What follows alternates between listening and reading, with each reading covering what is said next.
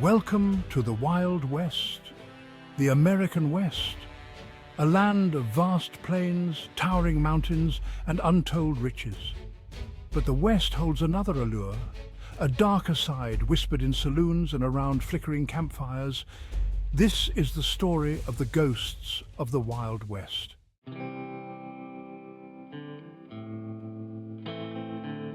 We journey to a town etched in the annals of American history, Tombstone, Arizona. Tombstone was born of silver. In 1877, prospector Ed Schieffelin discovered silver in a desolate area warned to be dangerous. Schieffelin's discovery ignited a silver rush, drawing fortune seekers, gamblers, and outlaws to this remote corner of Arizona. Among those drawn to Tombstone's allure were the Earp brothers, Wyatt, Virgil, and Morgan.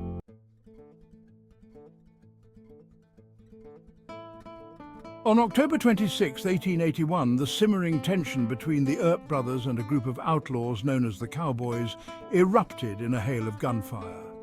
The gunfight at the OK Corral, a 30-second exchange of bullets, became one of the most iconic events in Wild West history. Wyatt, Virgil and Morgan Earp, along with Doc Holliday, faced off against Ike and Billy Clanton, Frank and Tom McClory, and Billy Claiborne. When the smoke cleared, three cowboys, Billy Clanton and the McClory brothers, lay dead, while Virgil and Morgan Earp were wounded and Doc Holliday was grazed. Though technically not fought at the OK Corral itself, the gunfight solidified Tombstone's reputation as a lawless and dangerous town. Retaliatory attacks and further bloodshed followed, culminating in the assassination of Morgan Earp and the maiming of Virgil. Wyatt Earp, driven by vengeance, formed a posse and embarked on a vendetta ride.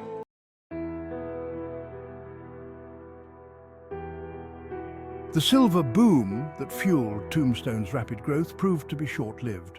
As the mines began to dry up and a devastating fire ripped through the town, Tombstone's population dwindled. However, Tombstone's legend, fueled by the gunfight at the OK Corral and the stories of Wyatt Earp and Doc Holliday, refused to die.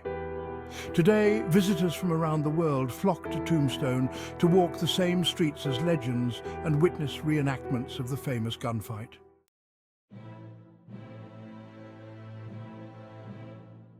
As the sun sets over the Dragoon Mountains, casting long shadows across Tombstone's dusty streets, a palpable stillness descends upon the town. The day's bustle of tourists fades, and the echoes of history seem to draw closer. Many believe that the spirits of those who lived and died during the town's violent heyday still walk its streets. Over the years, residents and visitors have reported strange and unsettling occurrences, from disembodied voices and unexplained cold spots to fleeting glimpses of shadowy figures. Additionally, people occasionally overhear the sounds of phantom horses.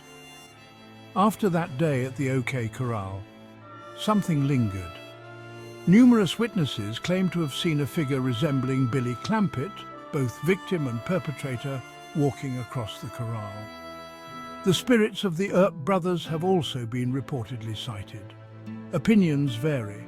Some believe these are ghosts, while others suggest it might be a residual haunting phenomenon. The gunfight at the OK Corral wasn't the only shootout at the site. July 1897, another altercation took place between Justice of the Peace Jim Burnett and William Green, resulting in Burnett's fatal shooting. Witnesses have described encountering his ghost as that of a balding old man with a peppered beard.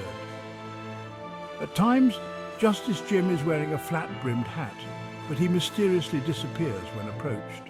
Under the unforgiving Arizona sun, just a short distance from Tombstone, lies Boothill Cemetery. Boothill was not the initial cemetery in Tombstone, but it became renowned as Tombstone's most infamous burial ground, named after those who died with their boots on. Boothill interred outlaws from 1878 to 1884. The renaming coincided with the exhumation and reburial of law-abiding loved ones in a new cemetery, leaving Boothill primarily for the graves of criminals. This historical shift may provide insight into the mischievous behaviors attributed to Boothill's ghosts, a stark testament to the town's violent past. Amidst the weathered wooden crosses and sun-bleached grave markers, visitors have reported witnessing shadows, eerie sounds and strange lights. The ghost most commonly cited is that of Billy Clanton, who is said to rise from his grave every night and wander through Tombstone with his pistol in hand. Billy Clanton's ghost has also been spotted on Allen Street. His spirit is said to haunt the OK Corral, the site where he was killed during the shootout. A journalist once recounted an eerie encounter. Standing by an unmarked grave, he heard a faint, peculiar voice whisper, "It was nice of you to do that." Startled, the journalist stepped back, thinking he had imagined it, but when he approached again, the voice spoke, "You came back. You must like to play with me a lot." The voice sounded self-assured, yet childlike. However, when the laughter began, the journalist panicked. From the corner of his eye, he saw a shadow resembling a human figure moving among the gravestones. The journalist was left speechless and stunned. The ghostly apparition vanished soon after. Spirit photography at Boothill is a frequent occurrence. Many pictures taken at the site revealed unexplained guests. Unlike typical spectral phenomena, these apparitions are frequently observed during daylight hours. In the heart of Tombstone's red light district stood the Birdcage Theatre, where fortunes were won and lost, and whiskey flowed freely. In 1882, the New York Times declared that Tombstone's Birdcage Theatre was the roughest, bawdiest, and most wicked night spot between Basin Street and the Barbary Coast. The line between entertainment and debauchery blurred into oblivion. It was a microcosm of Tombstone's wild spirit, operating 24/7 for nearly 8 years. Miners rubbed shoulders with gamblers, cowboys mingled with painted ladies, and the air crackled with excitement and danger. Gunfights erupted regularly, fueled by whiskey and disputes. 140 bullet holes riddled the walls, 26 deaths, bloodstains marred the wooden floor, a testament to its violent past.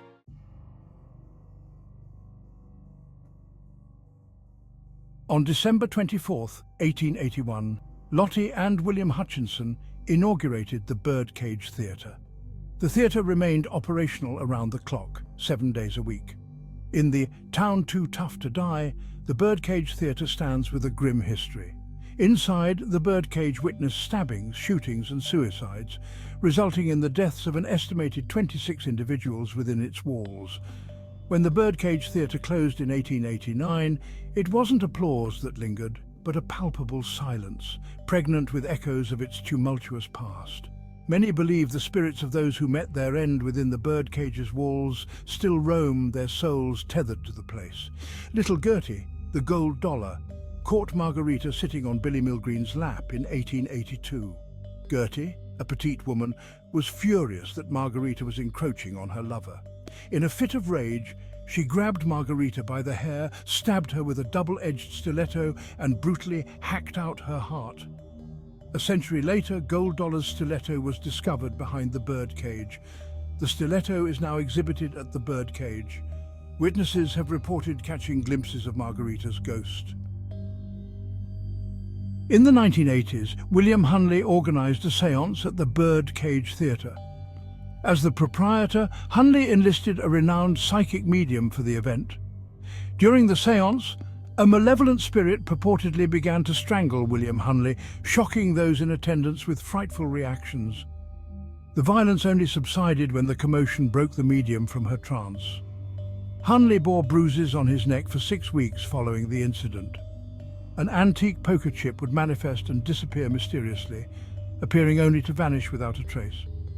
To ensure its safety, Bill Hunley, son of William Hunley, locked the chip in the bank vault. However, when a group of antiquarians arrived to authenticate the relic, the poker chip vanished, only to reappear after the antiquarians had departed. The hauntings of the woman in white. An employee who saw the ghost of the woman in white reported, and I quote, "Almost everyone who works here has had an experience of some kind with the lady in white. I've seen her. She came down the stairwell and into the poker room. She wore a white dress and a white bonnet. She stood in front of me for a very long time without reacting to my presence at all. It's like she didn't even know I was there. She's what they call a residual haunt. No one has ever identified who she is. A bonnet indicates she was a proper lady, and no proper ladies ever came in here. Most of us who work here think she came in with a hearse and is now trapped here." End of quote. Visitors and paranormal investigators report disembodied voices, phantom footsteps, and unseen hands tugging at clothing. Bill Clanton, an employee and descendant of the sharpshooter by the same name, claims that ghosts are, and I quote, "always moving around in there.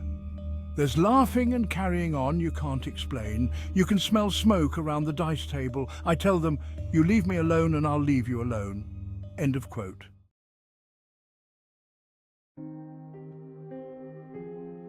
The Wild West endures. Are these ghostly tales merely the product of overactive imaginations? Or do the spirits of those who lived and died truly linger? The Wild West was a time of great promise and profound loss. The stories we tell shape our understanding of the present. As long as we tell these stories, the Wild West will endure. Please support this channel. Please like, subscribe and comment. Thank you very much.